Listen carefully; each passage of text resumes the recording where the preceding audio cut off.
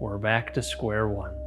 Hey everyone, welcome back to another episode of my Road to $1 Million in Net Worth series, where I'm documenting my progress, or lack thereof, as I attempt to reach a $1 million net worth by the time I turn 30 years old. I'm currently 25. And at the same time, I'm also trying to achieve a $30,000 per year passive income. So inflation adjusted, it's probably more like $40,000 per year now. So if you want to make sure you don't miss future updates, be sure to subscribe. I put out a new episode on the first of every month. Anyways, we are pretty much fully settled in Houston, although we're still missing blinds. We are waiting on those should be arriving soon, but most of the spending seems to be behind us. We've been spending a lot of money on this house towards getting everything down here, buying furniture, and all the things associated with moving to a new state. For those of you newer to the channel, I moved from Chicago to Houston about a month and a half ago. And I promised to have a full before and after video of this house because it was pretty hideous when we bought it, and I think it's a lot nicer now, but we're still waiting on a few things. And I want to make sure it's nice and tidy before we do the final walkthrough video. But in addition to all the spending that we continued from the previous month, this last month was pretty tough on the career side of things since it's the last month of the billable year for the big law firm that I work at,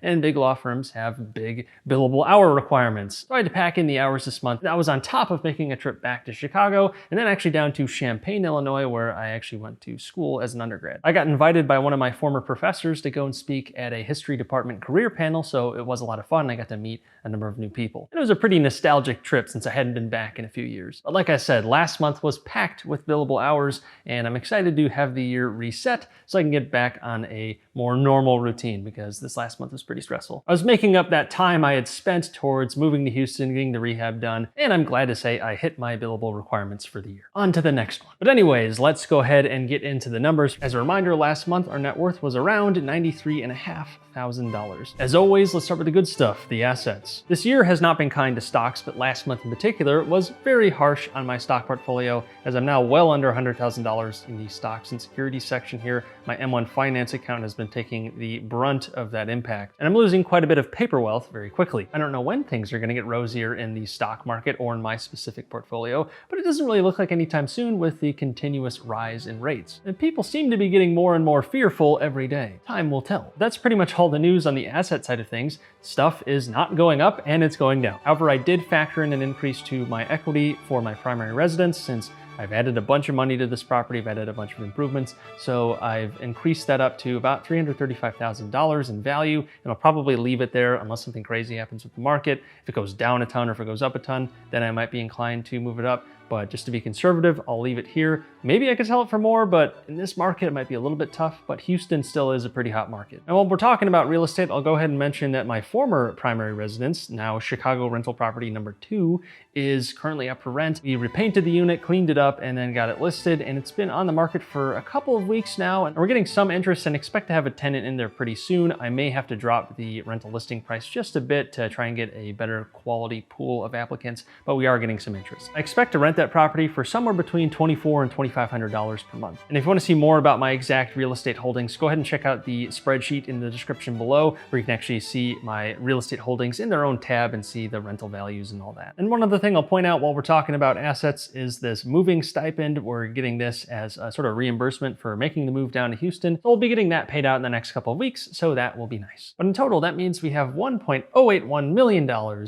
in assets. And now onto liabilities. We have some cleaning up to do here. The $6,000 in credit card balances are for some of the last item purchases for the house. Some of that's furniture, I think. Some of it was paying for contractors, but we'll be getting this paid down right away, and we should have it paid off in the next few weeks. But after the credit cards, the major priorities will become paying down the M1 Finance margin loan, since I don't want to have my portfolio exposed to margin risk for any longer than I need it to be.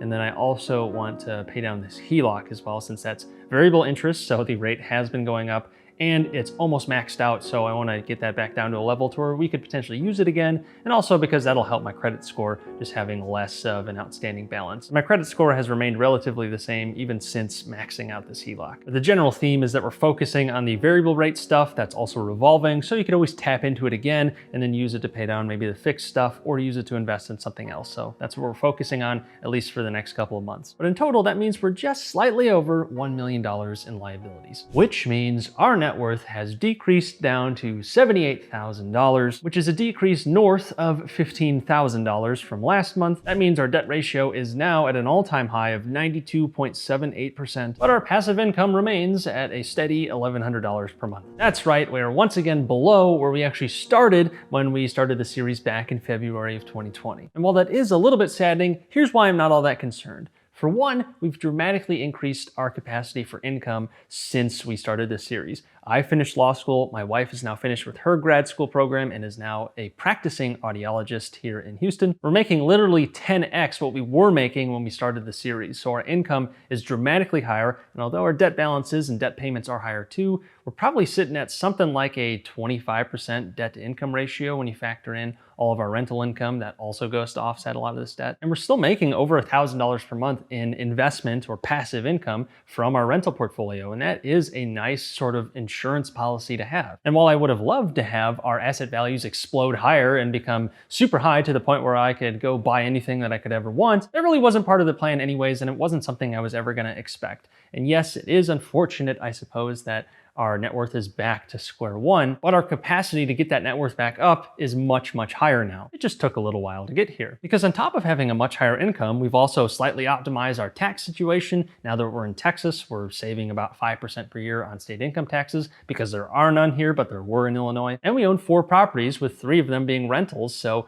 you're gonna have principal pay down there every single month, and that's something that will be nice to have. So overall, I'm pretty happy about where we're at, even though the vanity numbers don't look all that great, at least from a net worth perspective. So all I can do is continue to look for ways to drive new income and put that in a place where it can ideally grow in the long term, even if that means it might dip quite a bit in the short term. And the real challenge is stomaching those dips and not getting discouraged. Onwards to the next month. But like I said, if you guys want to make sure you don't miss future updates, be sure to subscribe. Otherwise, until next time, take care.